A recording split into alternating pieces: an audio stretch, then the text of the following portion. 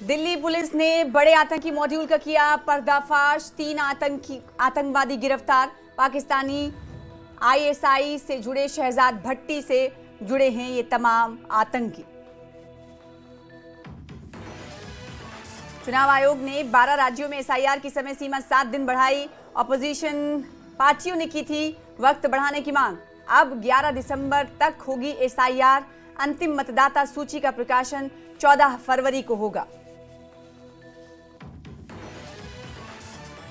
संसद के शीतकालीन सत्र से पहले दिल्ली में सर्वदलीय बैठक में आम सहमति बनाने की कोशिश। संसदीय कार्य मंत्री किरेन रिजिजू ने विपक्ष से की सहयोग की उम्मीद।